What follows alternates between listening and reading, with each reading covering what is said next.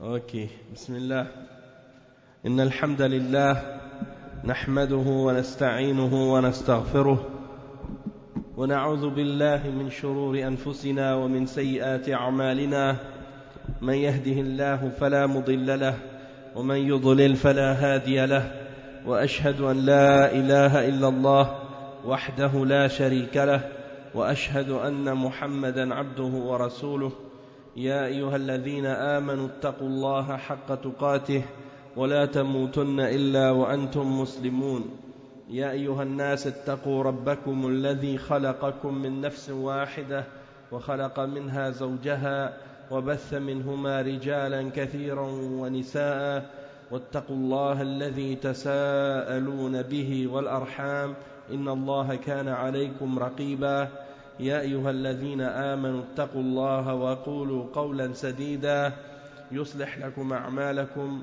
ويغفر لكم ذنوبكم ومن يطع الله ورسوله فقد فاز فوزا عظيما أما بعد إن خير الكلام كلام الله وخير الهدي هدي محمد صلى الله عليه وسلم وإن شر الأمور محدثاتها وكل محدثة بدعة وكل بدعة ضلالة وكل ضلالة في النار أما بعد.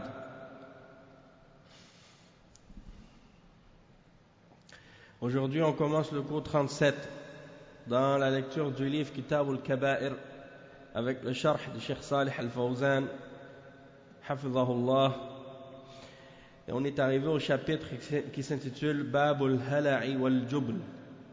Babul Hala'i wal Jubn. Et Al-Hala' ou Al-Jubn, c'est deux caractéristiques blâmables. Al-Jubn, c'est la peur, le fait d'être peureux. Et Al-Hala', c'est de se plaindre et d'être inquiet, instable. On va mentionner les explications de ça dans les paroles de Cheikh Salih al-Fawzan par la suite, Inch'Allah. Et donc le Cheikh Mohammed ibn Abdul Wahhab, dans son livre Al-Kaba'ir, il a cité dans ce chapitre deux versets. Il dit wa qawlullahi ta'ala inna l'insana khuliqa halu'a. Inna l'insana idha khuliqa inna l'insana khuliqa halu'a ila qawlihi illa al-musallin. En fait, c'est pas deux versets, c'est un verset, mais il n'a pas cité c'est-à-dire c'est plusieurs versets qu'il a cités dans Surat Al-Ma'arij du verset 19 à 22, mais il a seulement cité le début et la fin des versets en question. Donc qu'est-ce qu'on va faire? On va lire Surat Al-Ma'arij, Al-Ma'arij, ouais, les voies de l'ascension, exactement. Donc on va lire ensemble la signification des versets qu'il a cités pour comprendre le sujet. Al-Hala', Hala'a, Ha, Lam, Ayn. Donc c'est ça. Les versets 19 à 22. Inna l'insana khuliqa halu'a إذا مسه الشر جزوعا وإذا مسه الخير منوعا إلا المصلين. Donc qu'est-ce que ça signifie? C'est-à-dire oui, l'homme a été créé instable, très inquiet. Quand le malheur le touche, quand un mal le touche, il est abattu. Et quand le bonheur le touche, il est un grand refuseur. C'est-à-dire un grand refuseur, il refuse de donner. Illa al-musallin, excepté ceux qui établissent la salat, qui prient. Après, il cite un hadith qui est rapporté selon Abu Daoud, ou par Abu Daoud selon Abi Huraira radiyallahu anhu. Il dit Anna Rasulallah sallallahu alayhi wa sallam qal Sharru ma fi ar-rajuli shuhun hali' وَجُبْنٌ خَالِعٌ. Donc le pire de ce qui est dans un homme, ou le plus mauvais de ce qui est dans l'homme, c'est le fait qu'il soit shuh. Qu'est-ce qui est shuh? C'est quoi? c'est lorsque quelqu'un il est avare. Avare, mais il désire qu'est-ce que les autres possèdent. Il est avare et il désire en plus qu'est-ce que les autres possèdent. Et inquiet, instable et plaintif, et de même que quelqu'un qui est peureux. Donc ça, c'est des caractéristiques mauvaises. Et Cheikh Salih Al-Fawzan, il explique, il dit ذكر الله تعالى الهلع في هذه الآية إن الإنسان خلق هلوعا أي جزوعا لا يصبر على ما ينزل عليه أو ما ينزل به من البلاء والمراد جنس الإنسان وليس كل إنسان يعني خلقه الله سبحانه وتعالى هلوعا وهو من الهلوع. الهلوع هو الذي إذا مسه الشر جزوعا وإذا مسه الخير منوعا إذا أصابه شر جزع ولم يصبر ولم يؤمن بالقضاء والقدر وإذا أصابته النعمة والخير والسعة والسعادة منع الخير والصدقة والنفقة في سبيل الله وهاتان خصلتان مبغوضتان في الإنسان. Donc le cheikh il explique que Allah il mentionne dans le verset qu'on a mentionné, le verset 19 dans Surat Al-Ma'arij, il mentionne Al-Hala. Inna l'insan khuliqa halou'a. Halou'a. Il dit, c'est-à-dire que c'est quelqu'un, il se plaint et il n'est pas patient lorsqu'il y a un malheur qui le touche. Et qu'est-ce qu'on veut dire par Al-Insan, par l'homme? C'est pas chaque homme ou tous les hommes, mais l'homme de façon générale. Jinsul insan, c'est-à-dire l'espèce humaine, elle est comme ça. Mais ça ne veut pas dire que tous les hommes sont comme ça nécessairement. D'accord? Mais l'espèce humaine, Allah subhanahu wa ta'ala l'a créé comme ça, qu'il est halou'. Et al-halou', ça veut dire quand il y a un mal qui le touche, il se plaint, et quand il y a un bien qui le touche, il refuse de donner. Quand il y a un mal qui le touche, il se plaint, il n'est pas patient, il ne croit pas en le qadar ou al-qadar, il ne croit pas en le décret et la prédestination. Et quand une grâce le touche, ou un bien quelconque, ou une aisance, ou un bonheur, eh bien, il retient le bien que Allah lui a donné, il refuse de donner en aumône, et il refuse de dépenser dans le sentier d'Allah. Et ça, c'est deux caractéristiques qui sont détestables chez l'homme. Il dit al-oula annahu idha asabahu ad-dar fazi'a wa khala'a qalbuhu min shiddati al-faza' wa ma 'alima anna dhalika bisababi dhunubihi qala ta'ala wa ma asabakum min musibatin fabima kasabat aydikum فالواجب على المسلم في مثل هذه الحالة أن يحاسب نفسه ويتوب إلى الله تعالى ويحتسب المصيبة عنده جل وعلا. Donc la première caractéristique c'est lorsque un mal le touche, il est effrayé, épouvanté, et c'est comme si son cœur il veut sortir de lui, de sa poitrine tellement il a peur. Et il ne sait pas que c'est à cause de ses péchés qu'il est comme ça. Et il dit, Allah subhanahu wa ta'ala mentionne dans verset 30 dans Surah Shura, et il n'y a pas un malheur qui vous touche, qui vous atteint, excepté que c'est parce que votre main a acquise.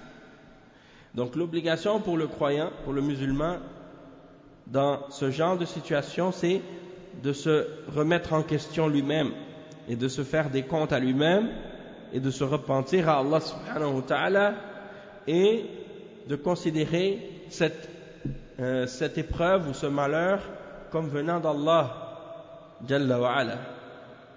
الخصلة الثانية أنه إذا حصلت له نعمة من الله بخل بها على غيره ومنع حق الله فيها في حين أنه ينبغي له إن أحدث الله له نعمة أن يشكره عز وجل ويعطي المحتاجين مما أعطاه الله لأجل أن يبارك له في ماله في الدنيا وفي الآخرة فهو مثاب على ذلك وله الأجر والثواب عند الله سبحانه وتعالى فكما يستثمر الإنسان ماله في الدنيا وينميه في العقارات وغيرها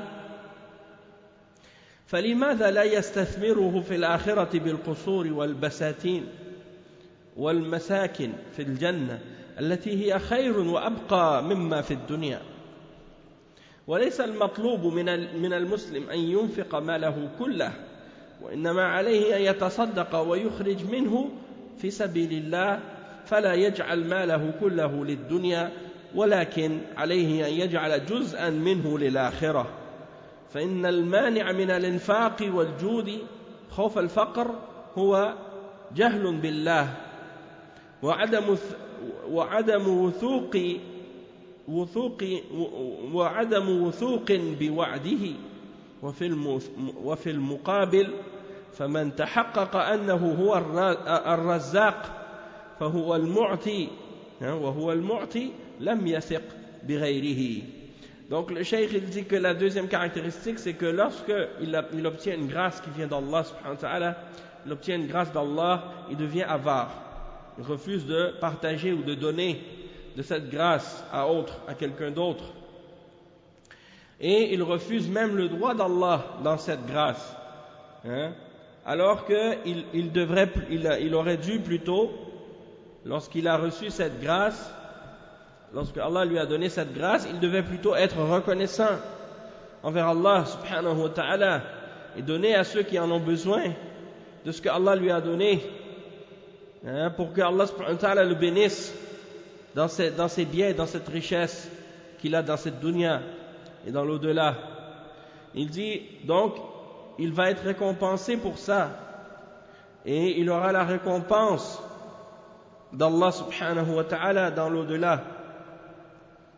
Donc comme il veut essayer de, comme on dit, faire fructifier ses biens dans cette vie, il veut essayer de faire obtenir plus de profit dans qu'est-ce qu'il a dans ses richesses de la dunya. Il veut faire augmenter ses biens par exemple des biens immobiliers qu'il possède, des maisons, des immeubles. Donc il met ces choses-là à louer pour qu'il puisse faire augmenter sa richesse et ses biens.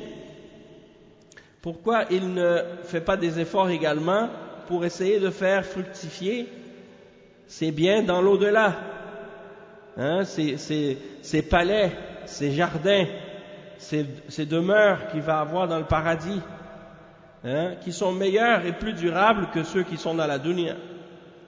Donc le but et l'objectif pour le musulman, c'est pas qu'il donne tout son argent au complet, mais uniquement qu'il dépense et qu'il fasse un peu sortir de cet argent-là dans le sentier d'Allah. Et donc, il ne doit pas tout donner son argent uniquement pour la dunya, mais en même temps, il doit ne pas oublier de donner une partie pour l'au-delà. Et qu'est-ce qui empêche la personne de donner de ses biens et d'être généreux? Lorsque la personne, par exemple, elle refuse de donner et de dépenser de ses biens et d'être généreux dans cette dunya. Parfois, c'est quoi? C'est la peur de devenir pauvre. C'est-à-dire, la personne, elle dit, je ne veux pas donner en sadaqa, je ne veux pas dépenser fi sabilillah, parce que je ne veux pas devenir pauvre. Et le cheikh, il dit ça, c'est d'être ignorant. C'est de ne pas connaître Allah subhanahu wa ta'ala. C'est l'ignorance d'Allah, le fait d'être ignorant à propos d'Allah, qui fait que quelqu'un pense comme ça. Et de ne pas avoir confiance en sa promesse. Et par opposition, celui qui est conscient et qui a réalisé que Allah c'est lui le pourvoyeur de subsistance et que c'est lui qui donne, il ne va pas avoir confiance en quelqu'un d'autre. Il dit ثم قال تعالى إلا المصلين فاستثنى المصلين من هاتين الصفتين. فالمصلي الذي يحافظ على صلاته يعني يسلم من هاتين الخصلتين المذمومتين، لأن الصلاة كما قال تعالى تنهى عن الفحشاء والمنكر، وكذلك فإن الصلاة تعين على تحمل المصاعب والمشاق.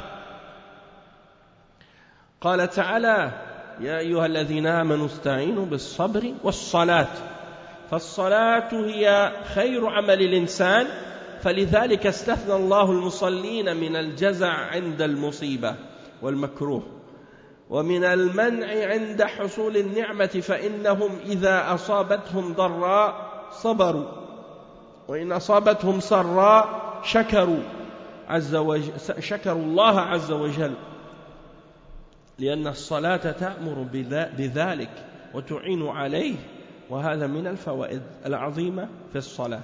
Le Cheikh il dit, donc Allah il a exclu de ces deux mauvaises caractéristiques ceux qui établissent la salat.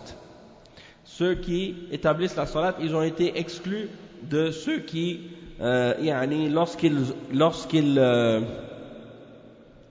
lorsqu'ils sont touchés par un mal, ils se plaignent, et lorsqu'ils reçoivent quelque chose, lorsqu'ils ont un bien, ils refusent de donner. Allah les a exclus de ça. Il dit excepté ceux qui établissent la salat, ceux qui prient. Et il les a exclus, pourquoi? Parce que la personne qui établit la salat et qui préserve ses prières, eh bien, il va s'éloigner de ces deux caractéristiques mauvaises et blâmables. Parce que la salat, Allah dit à son sujet qu'elle interdit ou qu'elle empêche la personne de faire des turpitudes et du mal et des péchés. Comme c'est mentionné dans Al-Ankabut, le verset 45. Allah il dit à propos de la salat qu'elle empêche ou qu'elle t'interdit de faire des turpitudes et du péché. Il dit donc que c'est ainsi que la salat également, elle t'aide à supporter les difficultés et les dures épreuves de la vie. Comme Allah subhanahu wa ta'ala, il dit dans le verset 153 dans Surat Al-Baqarah, ô vous qui avez cru, cherchez l'aide dans l'endurance et dans la salat. Cherchez l'aide dans l'endurance et dans la salat. Et donc la salat, c'est une des meilleures œuvres que l'homme peut faire. Et c'est pour ça que Allah subhanahu wa ta'ala a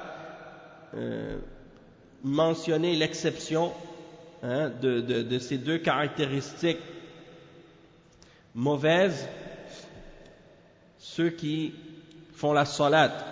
Et il a mentionné que ceux-là sont exclus ou bien plutôt sont exemptés d'avoir cette mauvaise caractéristique, de se plaindre lorsqu'ils ont des malheurs et de refuser de donner lorsqu'ils reçoivent une grâce.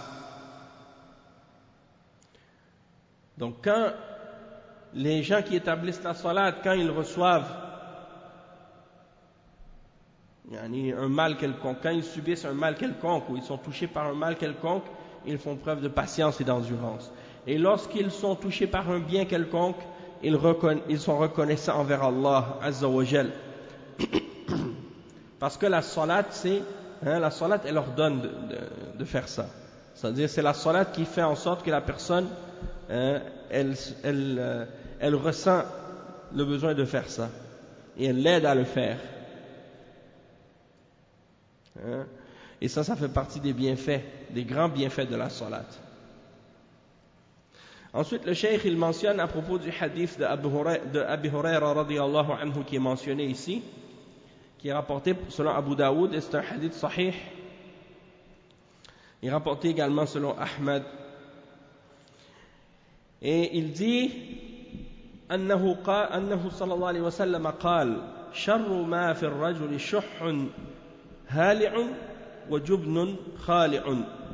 الشح هو البخل الذي يحمل الإنسان على المنع من الخير أو على منع الخير من زكاة وصدقة. ومعنى هالع يعني أي جازع. فهو يعني يحمل صاحبه على الحرص على المال والجزع عند ذهابه. وقيل هو أن لا يشبع كلما وجد شيئا بلعه لا قرار له ولا يتبين في جوفه، ويحرص على تهية شيء آخر، فالشح بخل مع حرص. والحاصل أن لفظ الشح أبلغ من البخل، لأن البخل منع ما وجب بذله في المال، والشح عام في كل شيء من المال والأفعال والأقوال، وهذا لا ينبغي أن يكون خلقا للمسلم. Le cheikh il dit que dans le hadith, selon Abu Huraira, il dit que le prophète sallallahu alayhi wa sallam, il dit que le plus mauvais caractéristique, la plus mauvaise qui peut être chez l'homme, c'est qu'il ait cette forme d'avarice. Cette forme d'avarice, en plus, il se plaint. Il est avare et plaintif. Il se plaint et il n'est pas satisfait. Et il est peureux également. Il est peureux et il a une peur, une grande peur de n'importe quoi. Et Ash-Shuh, j'ai traduit par avare, mais c'est plus que ça. Je ne sais pas s'il y a un terme qui pourrait traduire ça dans la langue française. Quelqu'un peut être avare, il peut être pingre, il peut être chiche. Je ne sais pas si chiche c'est. Le mot en arabe c'est, la traduction du mot shuh en arabe c'est bukhlun ma'a hirs. Bukhlun ma'a hirs. Ça veut dire la personne non seulement elle est avare, mais en plus elle veut qu'est-ce que les autres possèdent. Avare et envieux en même temps. Donc shahih, c'est ça. Quelqu'un qui a shuh, c'est ça. C'est une avarice qui pousse la personne à empêcher le bien de ce qu'il doit donner aux autres.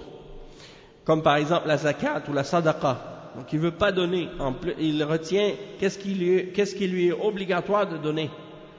Et hali'un, donc quand il dit shuhun hali'un, shuhun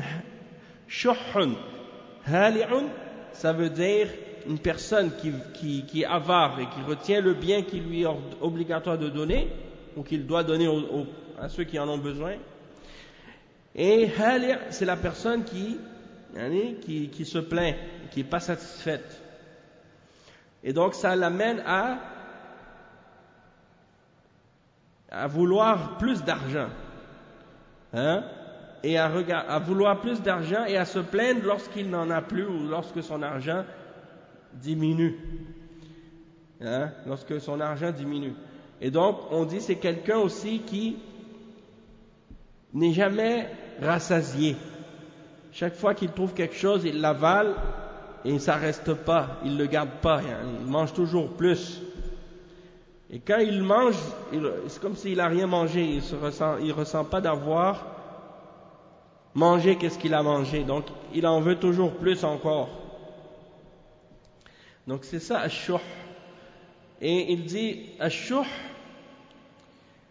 c'est une sorte d'avarice, mais avec en plus un désir que la personne a d'avoir plus encore.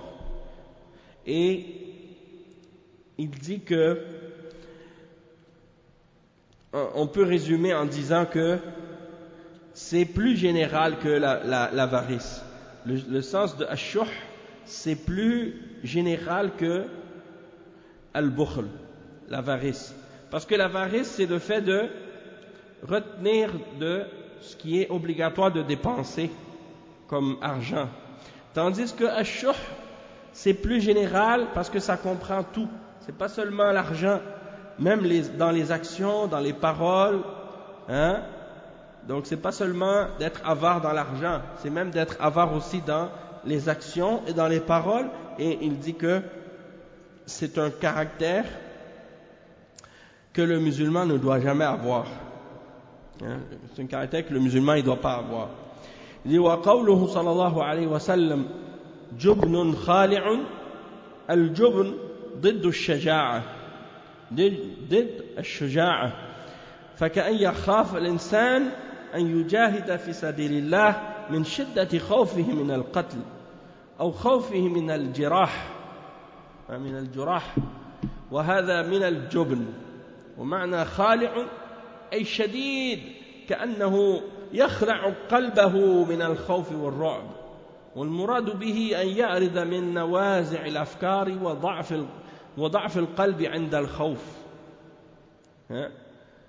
وعند الخوف يعني وهذه سمة المنافقين الذين يكرهون الجهاد في سبيل الله لأنهم يحرصون على الدنيا ويذرون الآخرة ويريدون البقاء وقد قال الله تعالى يصف المنافقين أصحاب القلوب المريضة عند ذكر الجهاد فإذا أنزلت سورة محكمة وذكر فيها القتال رأيت الذين في قلوبهم مرض ينظرون إليك نظر المغشي عليه من الموت. Donc on va lire l'explication ici. Jubnun khali', une autre caractéristique qui est détestable chez le musulman, et chez l'homme de façon générale, c'est une peur, et je ne sais pas comment la façon dont c'est décrit, c'est yani jubnun khali'un. Qu'est-ce que ça veut dire? Ça veut dire jubnun, c'est la peur, c'est le contraire de. En fait, c'est pas juste la peur, al-jubn, c'est pas juste la peur. Al-khawf, c'est la peur. Jubnun, c'est pas la peur seulement, c'est plutôt la lâcheté. Non, c'est la lâcheté. Parce que le contraire de, parce que le cheikh il dit al-jubn ضد الشجاعة. Tu comprends? Il dit al-jubn, c'est le contraire du courage. Donc quelqu'un qui est peureux, qui est lâche, c'est ça que ça veut dire. C'est comme par exemple quelqu'un qui a peur par exemple de faire le djihad dans le sentier d'Allah parce qu'il a peur de mourir, il a peur de se faire tuer. Donc ça c'est la lâcheté, quelqu'un qui est peureux et qui est lâche parce qu'il a peur de mourir ou il a peur de se faire blesser. Et il dit cette peur là ou cette lâcheté, elle est rajoutée avec un autre qualificatif, khali'un. Et il dit khali'un, c'est-à-dire il a une peur tellement, une crainte tellement grande, il est lâche et peureux en même temps. Donc il a peur tellement à un tel point que c'est comme si son cœur, il veut sortir de sa poitrine tellement il a peur. Psychose. Je ne sais pas si on peut traduire ça comme ça, mais plutôt disons que la personne elle a une peur, une grande peur, une peur terrible. C'est comme si, par exemple, le cheikh dit, qu'est-ce qu'on veut dire par là, c'est que non, plus que ça. C'est comme si la personne elle a le cœur faible, et elle pense à des choses effrayantes quand elle est dans des situations comme ça, des situations comme où elle doit combattre, où elle doit aller dans la guerre ou des choses comme ça. Et il dit que ça c'est les caractéristiques de l'hypocrite qui déteste le fait de lutter dans le sentier d'Allah et de faire le djihad fi sabilillah. Il dit parce qu'ils aiment tellement la vie d'ici-bas et ils veulent, ils oublient l'au-delà, ils délaissent l'au-delà, ils pensent qu'à la vie d'ici-bas et ils veulent rester éternellement sur terre. Ils pensent qu'ils vont demeurer éternellement sur terre. Et donc, Allah subhanahu wa ta'ala, il les décrit, ces gens-là qui ont le cœur malade, dans le verset 20 dans Surat Muhammad. Il décrit donc la caractéristique de ce genre de personnes qui,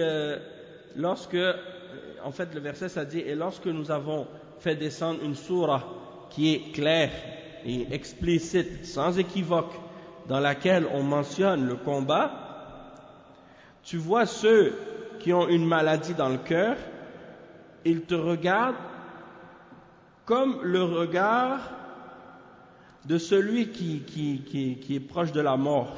Comme s'il te regarde comme le regard de celui qui... Ouais, parce que c'est ça.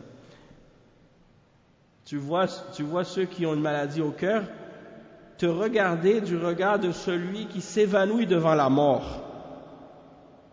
Non. Alors que dans le verset précédent, ou bien pas dans le verset précédent, mais dans un autre verset, il y en a un autre verset qui parle de cette caractéristique-là, et qui dit, il demande que Allah fasse révéler un verset qui parle du combat. Hein? Si seulement une sourate était révélée, puis lorsque la sourate est révélée et qu'on mentionne dedans le combat, ah ben c'est ça, c'est le même verset justement. Il dit وَيَقُولُ الَّذِينَ آمَنُوا لَوْلَا نُزِّلَتْ سُورَةٌ فإذا أنزلت سورة محكمة وذكر فيها القتال رأيت الذين في قلوبهم مرض ينظرون إليك نظر المغشي عليه من الموت. Donc ceux qui ont cru disent, ah, si seulement Allah faisait descendre une sourate. Puis quand on fait descendre une sourate explicite et qu'on y mentionne le combat, tu vois ceux qui ont une maladie au cœur te regarder du regard de celui qui s'évanouit devant la mort. Donc c'est pour dire que les croyants, eux, ils sont fermes devant l'ordre, tandis que les hypocrites, eux, ils ont peur de ça. Et le cheikh, il dit, كالذي يعاني سكرات الموت تتقلب أعينه من شدة الألم أي خلع قلبه ذكر الجهاد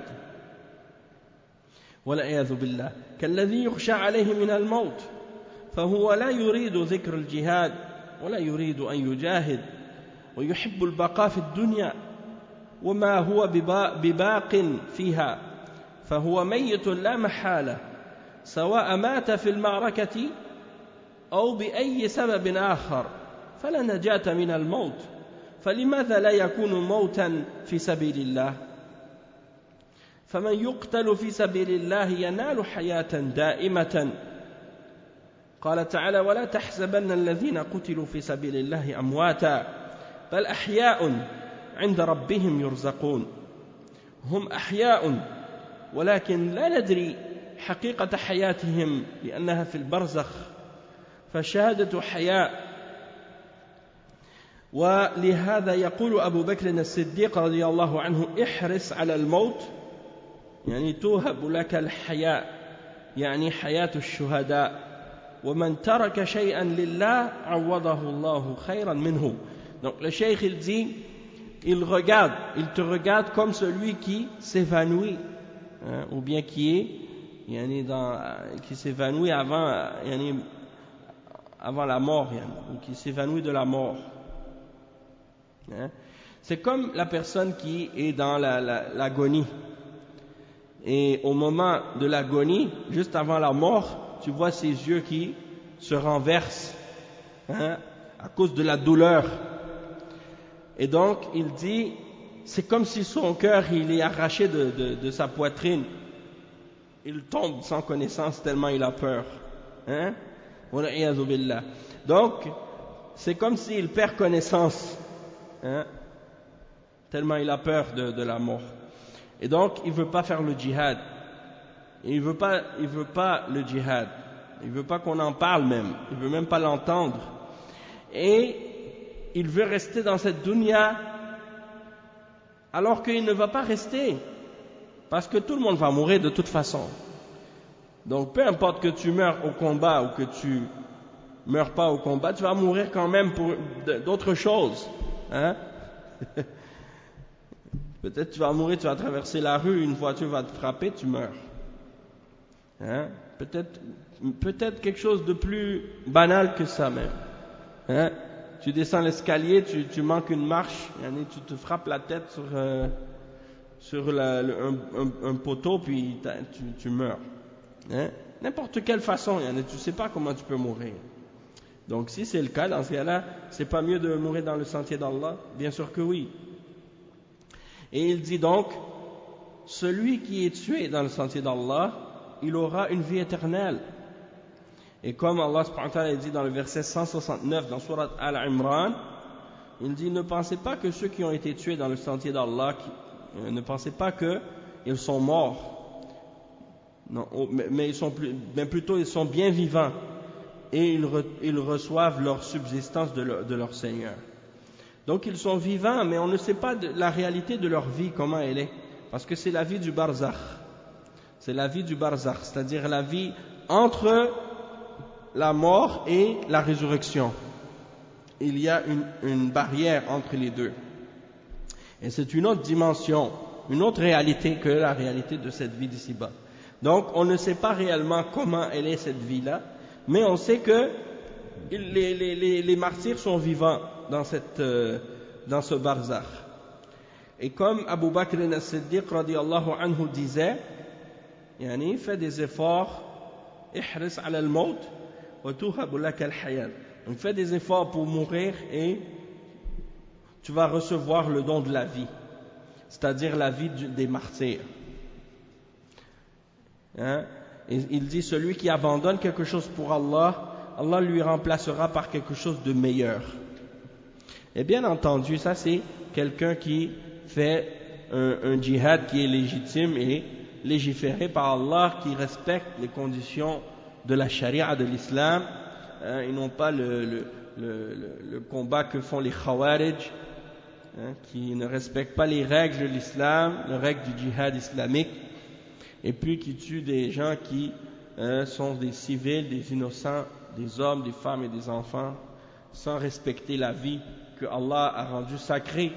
Donc tout ça, c'est des crimes, ça n'a pas rapport avec le djihad dans l'islam. Il dit, وَفِي الْمُقَابِلِ يَصِفُ اللَّهُ الْمُؤْمِنِينَ وَتَحَرُّقِهِمْ لِلْجِهَادِ وَسَعْيُهُمْ لَهُ لما يعلمون من عظم أجره فيقولون لولا نزلت سورة تنزل سورة في الجهاد تأمرهم به فيبادرون إليه طمعا في الأجر والثواب فهم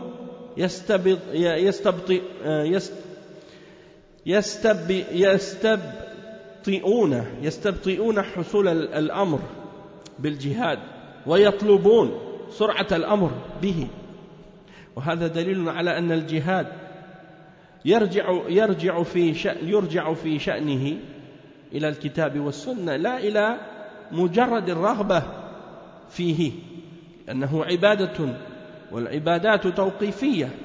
Le cheikh dit, par opposition à ça, par opposition à l'attitude des hypocrites, on voit l'exemple des croyants, comment ils brûlent d'envie de faire le djihad, c'est-à-dire de lutter dans le sentier d'Allah, et ils veulent se précipiter dans le djihad.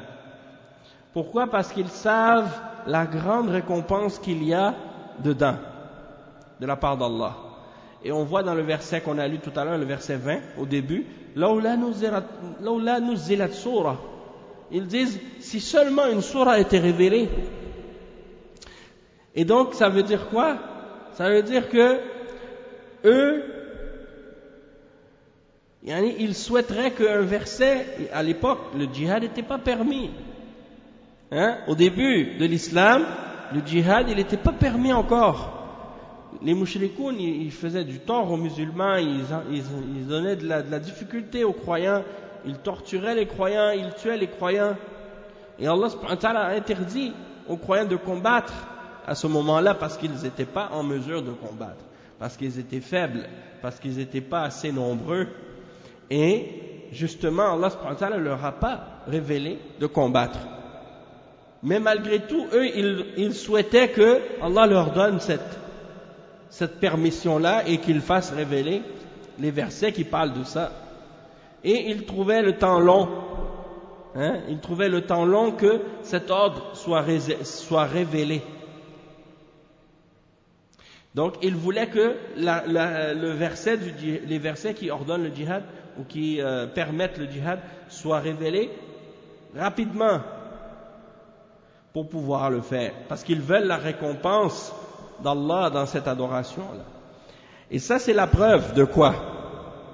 C'est la preuve que le djihad revient, la permission de faire le djihad et l'ordre de faire le djihad revient au texte du Coran et de la Sunna, non pas seulement au désir de vouloir le faire. Il y a des gens comme ça, ils sont toujours, ils penchent toujours vers le combat et puis de vouloir se sacrifier puis de vouloir partir au combat pour obtenir une grande récompense d'Allah. Mais c'est pas basé là-dessus, c'est basé sur la révélation. Et donc, pourquoi? Parce que c'est une adoration, le djihad. Et donc, il faut le faire selon les règles révélées par Allah. Et c'est pas selon tes désirs. Ça c'est très important à comprendre. Sinon, il y a des kuffars aussi, qui aiment le combat, qui sont courageux et qui veulent toujours être sur la première ligne, dans les premiers rangs, dans la guerre. À l'époque, c'était comme ça. Il y avait toujours des gens comme de cette catégorie-là. Et si c'est des gens comme ça qui combattent juste parce qu'ils ont envie de combattre, ou parce qu'ils sont courageux, ou parce qu'ils sont forts, ou parce qu'ils sont fiers, eux, ils n'auront aucune récompense de faire le djihad, parce que c'est pas pour Allah qu'ils le font. C'est juste pour la fierté, c'est juste pour montrer leur force, pour la dunya. Donc ces gens-là, il y en a, c'est pour l'honneur, l'honneur, pour que leur nom reste écrit dans l'histoire, parce qu'ils veulent que les gens parlent d'eux plus tard pour dire, lui, il était un grand guerrier, un grand combattant et tout. Celui-là, il n'a aucune récompense auprès d'Allah. Mais celui qui le fait avec l'intention pour élever la parole d'Allah, avec sincérité, et qui le fait selon les règles d'Allah, là, oui, il aura une récompense. Après, il y a un autre hadith qui est mentionné dans le chapitre. C'est le hadith rapporté selon l'imam Muslim عن جابر رضي الله عنه مرفوعا. Il dit اتقوا الشح فإن الشح أهلك من كان قبلكم حملهم على أن سفكوا دماءهم واستحلوا محارمهم. Donc le prophète sallallahu alayhi wa sallam, il dit, selon Jabir, c'est rapporté par l'imam Muslim, il dit, craignez, prenez garde à l'avarice, shuh, l'avarice avec le désir d'obtenir plus. Parce que cette caractéristique de shuh, elle a fait périr ceux qui étaient avant vous, elle les a amenés à se faire couler le sang des uns des autres et à essayer de rendre licites les choses interdites. Donc c'est quelque chose de grave et dangereux. Le cheikh il explique, Cheikh Al-Fawzan, il dit في هذا الحديث حذر النبي صلى الله عليه وسلم من الشح. Donc dans ce hadith, le prophète sallallahu alayhi wa sallam, il avertit contre الشح. Il dit وهو أشد من البخل. Il dit, et ça c'est plus grave que l'avarice. الشح, c'est plus grave que l'avarice. Il dit لأنه يحمل الإنسان على منع ما عنده والطمع فيما عند غيره وهذا هو الفرق بين الشح والبخل. Il y a un verset dans le Coran qui mentionne الشح, pas juste un, il y en a plusieurs même. Et attends, on va regarder, voir qu'est-ce qu'on peut trouver comme traduction. Dans Surat Taghabun, il y a la mention de ce terme.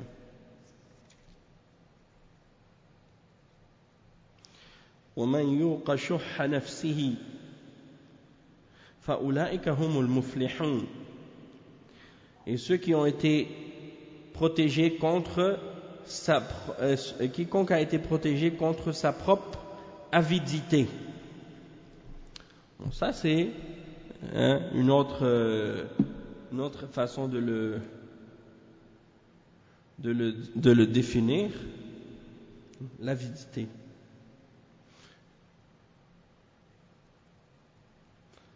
Donc, une personne qui est avide. Avide de quelque chose, c'est quelqu'un qui a un désir immodéré de quelque chose. Une personne qui a un désir vorace. Un désir vorace, ardent. Non. Donc ça c'est un bon terme, ça c'est plus proche que l'avarice. C'est ça. C'est ça, c'est un désir avide. Donc avarice c'est l'avidité, c'est plus proche. L'avidité c'est plus proche que l'avarice. Non. Donc ash-shuh, on peut dire l'avidité. Et il dit, donc, prenez garde à l'avidité, car l'avidité a fait périr ceux qui étaient avant vous et les a amenés à faire couler le sang et se permettre les choses interdites.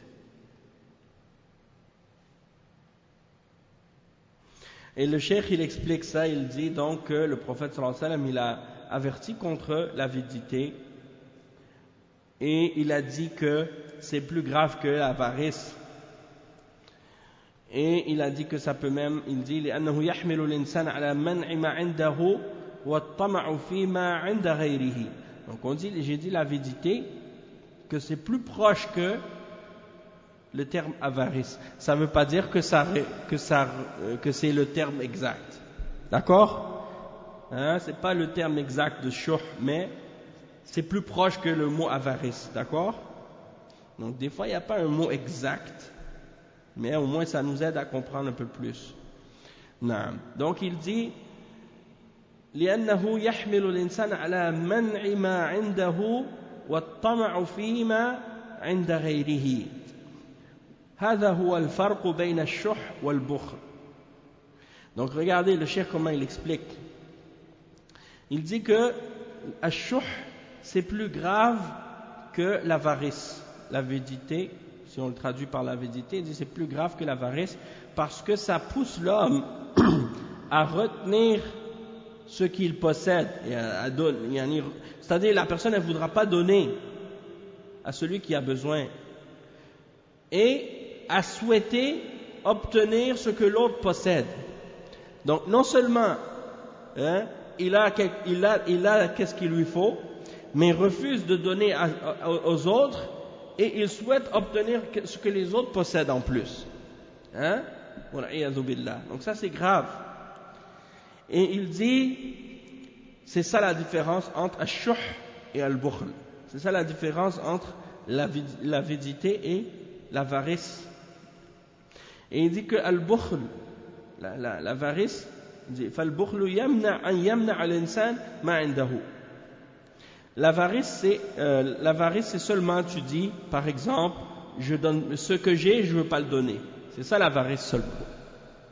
Amma ash-shuh فإنه يدفع الإنسان إلى التطلع إلى ما عند غيره مع منع ما عنده. Donc l'avarice, tu as quelque chose mais tu ne veux pas le donner, tu ne veux pas partager avec quelqu'un. Ash-shuh, c'est pire que ça. C'est quoi? C'est toi tu veux en plus de qu'est-ce que tu as, tu regardes qu'est-ce que l'autre possède et tu le désires. Et toi, qu'est-ce que tu possèdes, tu veux pas le partager ni le donner. En plus. Donc c'est en plus d'être avare, c'est l'égoïsme mélangé avec. Al-bakhil c'est l'avare. Non. Donc le cheikh il dit وقوله أهلك من كان قبلكم يعني الأمم السابقة فكيف أهلكهم؟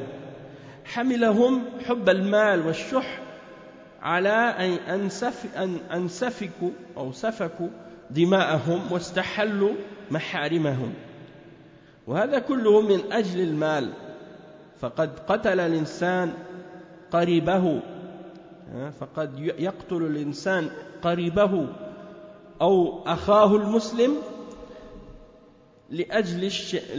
لأن الشحيح لا يكفيه ما عنده بل يتطلع إلى ما عند غيره من أجل أن يحصل على ماله، وقد يحتال كما فعل اليهود لما حرم الله عليهم أكل الشحوم فجملوه وباعوه واستحلوا كل وسيلة ليحصلوا من خلالها على المال فاستحلوا الربا والرشوة والميسر. وهذه صفة الأمم السابقة كاليهود، فإن اليهود لا يبالون بأخذ المال يعني بأي وسيلة، وهم لا يزالون كذلك، وهم أقبح الناس في استغلال وسائل جمع المال وأبخلهم في الإنفاق. فالرسول صلى الله عليه وسلم حذرنا من هذا المسلك الخطير. Donc le cheikh il dit que c'est ça qui a fait périr ash-shuh, l'avidité, c'est ça qui a fait périr ceux qui étaient là avant vous dans les nations qui vous ont précédés. Donc comment ça les a fait périr? C'est à cause de leur amour pour l'argent et leur avidité. On peut dire aussi la cupidité. C'est un autre terme aussi qu'on peut employer. Na'am, la cupidité. Quelqu'un qui est cupide, ça veut dire qui est intéressé, qui veut de l'argent, qui n'a que des préoccupations financières, ou qui est gourmand, qui veut toujours plus. C'est ça la signification de cupide. Donc on peut rajouter ça, la cupidité.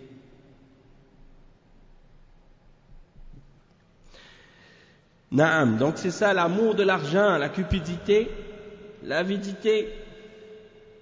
Ça les a amenés à faire couler le sang et à se permettre les choses interdites. Et tout ça, c'est pour l'argent. Et donc, une personne peut tuer un de ses proches ou même un de ses frères musulmans parce qu'il est avide. C'est pas suffisant pour lui qu'est-ce qu'il possède, il veut qu'est-ce que les autres possèdent aussi. Donc il veut obtenir ce que les autres ont. Et c'est ça ce qui a amené beaucoup également comme ce que font les Juifs par exemple, à prendre ce que Allah leur a interdit, comme par exemple le porc. Allah leur a interdit le porc. Alors eux, qu'est-ce qu'ils ont fait? Ils ont pris le gras du porc et ils l'ont fait fondre, puis là ils l'ont vendu. Donc ils ont dit on vend pas le porc, on vend la graisse fondue. Donc c'est pas la même chose. Bon, ils font comme du gras avec, comme on dit là. Même maintenant là ils font ça, la graisse pour comme ils appellent ça le shortening. Je ne sais pas s'ils le consomment, mais dans le hadith c'est écrit.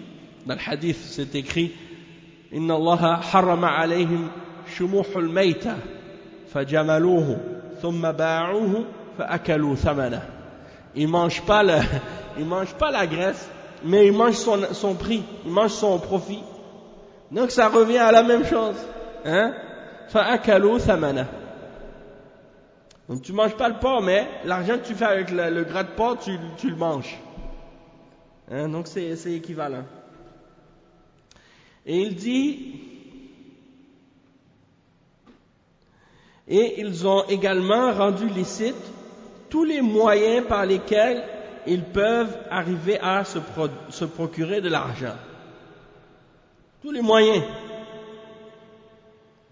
Et qu'est-ce que j'ai remarqué aussi, une des choses qui est incroyable, souvent ils veulent toujours essayer de faire de l'argent par des choses qui sont pas matérielles. C'est-à-dire que des choses que tu vends, mais en retour t'as rien. Je sais pas comment expliquer ça. C'est comme par exemple, quelqu'un par exemple qui va aller au cinéma. Quand tu rentres au cinéma, tu payes ton billet. Quand tu sors, est-ce que tu amènes quelque chose avec toi? Tu n'amènes rien avec toi. Mais pourtant, ils ont pris ton argent. Hein? Et beaucoup de choses comme ça. Les banques. Hein? Ouais, non, c'est ça. Les banques, ils font de l'argent avec l'argent des gens.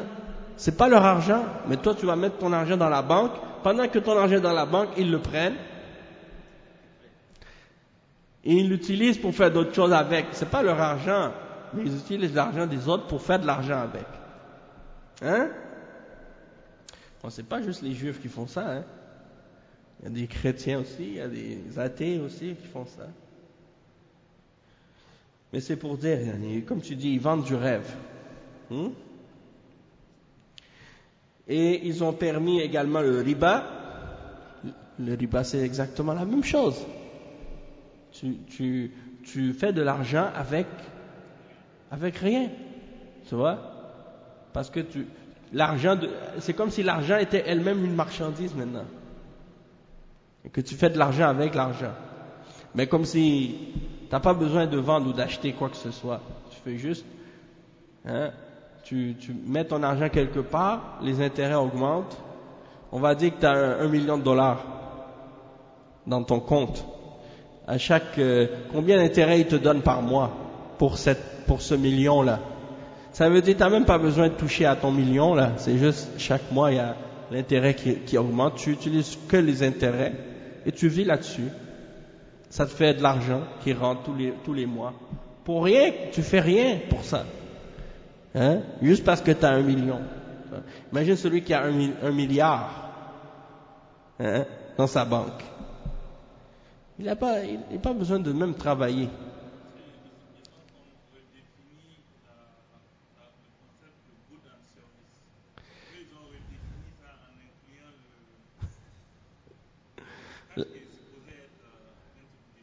Oui, c'est ça.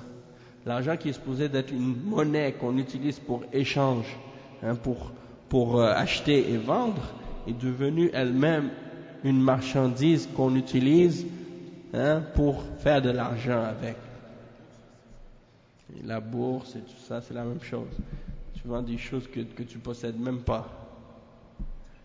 La spéculation, des choses qui existent même pas des fois. Donc c'est pour dire, tout ça c'est comment les gens sont des maîtres à créer des choses, pour trouver des moyens pour faire de l'argent. Des choses haram. Le rishwa aussi. Le rishwa c'est les pots de vin et des choses comme ça. Al-maysir, la loterie. La loterie aussi, ça c'est tu fais de l'argent avec ça, mais tu donnes rien en retour. Tu dis, donnez-moi chacun $1 pour parier sur quelque chose. Tout le monde donne $1. Là, tu fais tirage, personne n'a gagné. Ça veut dire l'argent il reste chez lui maintenant. S'il y a 1 million de personnes qui ont acheté un billet, ça fait $1 million dans ses poches. Là, après, à chaque fois, le montant du gros lot, là, il augmente. Après, eux, ils disent, par exemple, le gros lot, cette semaine, il est de $50 millions. Alors, il y a 200 millions de personnes qui vont acheter un billet. Et là, il y a peut-être personne qui va gagner. S'il y a une personne qui gagne, il va juste donner 50 millions, il a 150 millions de profit.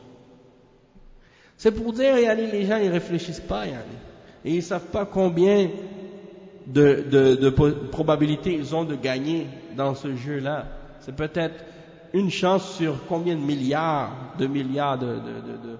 de gagner. Donc, c'est comme pour dire, tu jettes ton argent dans la poubelle. C'est ça la réalité. Et oui, c'est ça. Ils prennent pas juste un billet. Il y en a qui prennent plus qu'un billet. Il y en a des gens, même, ils reçoivent leur salaire. Ils vont mettre tout leur salaire au casino. Et ils n'ont rien en retour quand ils sortent. Ils sont rentrés avec de l'argent, ils sortent les poches vides. Et il y en a qui se tuent, il y en a qui se suicident parce qu'ils ont parié leur maison, leur voiture. Hein? Ils rentrent à la maison, ils sont complètement ivres. Et puis là, souvent c'est comme ça. Après, ils ont tout perdu. Alors, et là, ils disent à leur femme, ben, ça y est, on n'a plus de maison, on va aller vivre dans la rue, dans une boîte de carton. Hein? Il était bien riche, il avait une maison. Du jour au lendemain, il n'a plus rien. Et ça, c'est dans les casinos déclarés qui sont soi-disant légaux, parce que c'est le gouvernement qui le contrôle, comme ici, ou bien dans d'autres pays où c'est la mafia ou des groupes criminels qui le possèdent. Mais sinon, il y en a aussi des casinos au noir ou en dessous de la table, hein, comme on dit. Puis là, si tu payes pas, hein, c'est ta vie. Hein. Donc tout ça, c'est pour dire des moyens pour faire de l'argent qui sont haram. Et c'est ça qui a amené les gens, comme le prophète sallallahu alayhi wa sallam a dit. Les gens d'avant vous, ils ont péri parce qu'ils avaient cette avidité, cette cupidité, hein, cet amour, cette avarice, cet amour de l'argent, cette avidité qui les a amenés à s'entretuer et à rendre licite ce qui est interdit. Et ça, c'est comme on a dit, une des caractéristiques de ceux qui nous ont précédés, comme les Juifs. Hein, ça ne leur intéresse pas, de quelle manière ils font l'argent. Et ils continuent encore comme ça. Donc ça, c'est les gens les plus impliqués dans ce genre de choses. أقبح الناس في استغلال وسائل جمع المال. C'est les gens qui ont les plus laides façons d'utiliser les moyens, les pires moyens pour ramasser de l'argent. Et وأبخلهم في الإنفاق. Et les plus avares dans le fait de donner. Ils sont connus comme ça. Même des non-musulmans, ils connaissent les Juifs par ces caractéristiques-là. C'est-à-dire des gens qui ne sont pas musulmans, ils n'ont jamais lu le Coran. Ils n'ont jamais lu le Coran qui décrit comment sont ces gens-là. Mais ils l'ont su par l'expérience qu'ils ont eue en vivant avec eux. Que c'est des gens comme ça, avares. Hein? Il y a une photo qu'ils ont mise sur Internet. Vous savez, les koufars, des fois, il y a des fontaines, là, les gens jettent de l'argent là-dedans. Parce qu'ils font des vœux ou je ne sais pas quoi. Là, ils ont pris une photo avec des petits enfants juifs qui essaient de ramasser les pièces d'argent dans l'eau. Mais c'est pas juste parce que en réalité, même des enfants qui sont pas juifs, parfois même ils essaient de ramasser l'argent aussi. Je me rappelle, ma petite sœur, une fois, s'était fait prendre, essayer de ramasser les pièces d'argent dans le fond d'une de ces fontaines là. Mais les gardiens de sécurité sont arrivés, ils ont dit non, t'as pas le droit de prendre l'argent parce que ça, c'est pour le centre commercial, c'est eux qui ramassent cet argent-là.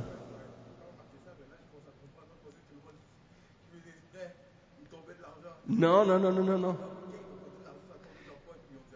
Non, ils font exprès pour jeter ça parce qu'ils pensent qu'ils font un vœu. Donc ils jettent l'argent dans la fontaine là. Allah musta'an. J'ai appris que la caisse des jardins a été fondée à cause de ça. Ouais. La caisse des jardins, parce que l'intérêt, le riba, c'est pas interdit seulement pour c'est-à-dire que c'est pas seulement les musulmans qui connaissent l'interdiction du riba. Les juifs, ils connaissent l'interdiction du riba depuis longtemps, puisque c'était révélé dans le livre de Moussa alayhi salam, at-Torah. Et les chrétiens aussi. L'intérêt a toujours été interdit pour les chrétiens aussi. C'est pas juste pour les musulmans. Aujourd'hui, pourquoi c'est seulement les musulmans qui en parlent? Parce que c'est seulement les musulmans qui s'accrochent à la religion d'Allah. Mais sinon, les chrétiens, la plupart des chrétiens, si tu leur demandes, est-ce que tu sais que l'intérêt c'est interdit dans la religion d'Allah? Ils ne savent pas. Beaucoup de gens, ils ne savent pas. Ouais,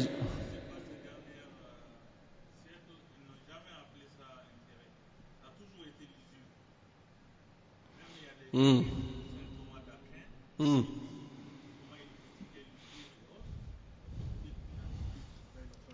Bon.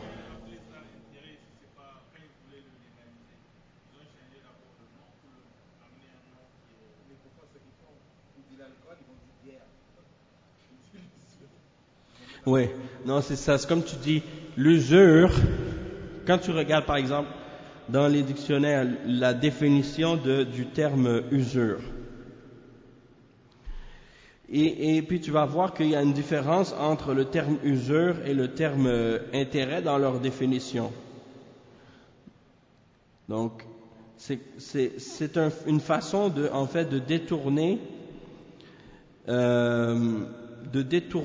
le sens réel de qu'est-ce que signifie l'usure.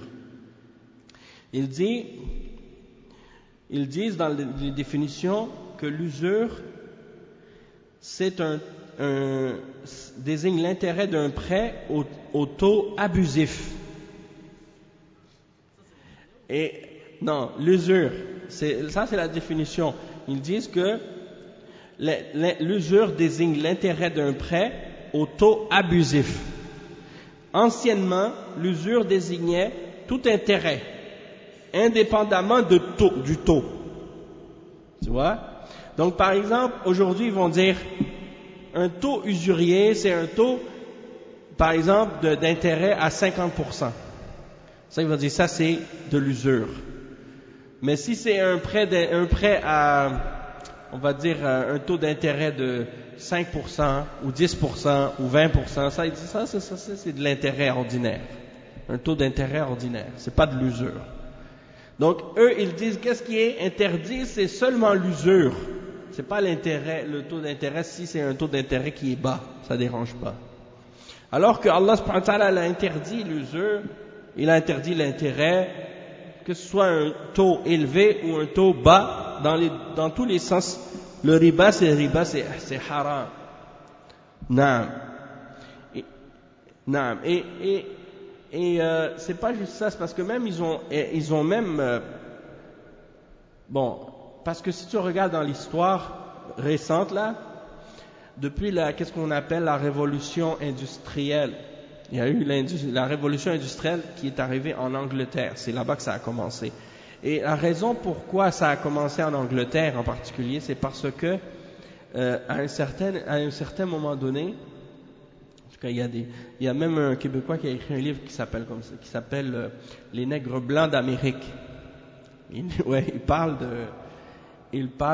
du peuple québécois, puis comment les Anglais, ils avaient toujours le monopole économique et la force économique sur les Canadiens français, parce que l'économie anglaise était toujours plus forte et plus puissante que les Français, parce que les Français c'était juste des paysans. C'était des cultivateurs, ils avaient leurs terres et puis ils mangeaient le profit de ce qu'ils récoltaient. Parce qu'ils ne voulaient pas faire du riba. Mais les Anglais, eux, ils avaient permis le riba dans leur loi. Pourquoi? Parce que, à cause des Juifs, en fait, qui étaient en Angleterre, ils avaient été naturalisés depuis très longtemps. Donc, les Anglais se sont permis de faire le riba bien avant. Bien avant les catholiques. Les protestants, ils ont permis le riba avant les catholiques. C'est pour ça qu'ils ont développé l'économie avant et qu'ils ont eu tout cet avancement. Mais le problème, à quel prix? À quel prix? C'était une catastrophe, la révolution industrielle en Angleterre. Comment c'était sauvage. Et ils le disent eux-mêmes dans leur livre d'histoire. En tout cas, on en parlera une autre fois, mais ash-shuh, c'est une très mauvaise caractéristique pour le musulman, et donc il doit éviter à tout prix ce mauvais comportement et cette mauvaise caractéristique et s'en débarrasser à tout prix, parce que ça fait partie des grands péchés. Donc on va s'arrêter ici pour aujourd'hui. Subhanakallah wa bihamdika ashhadu an la ilaha illa anta astaghfiruka wa atubu ilayk. Wa sallallahu wa sallam ala nabiyyina Muhammad wa ala alihi wa sahbihi ajma'in. Wassalamu alaykum wa rahmatullahi wa barakatuh.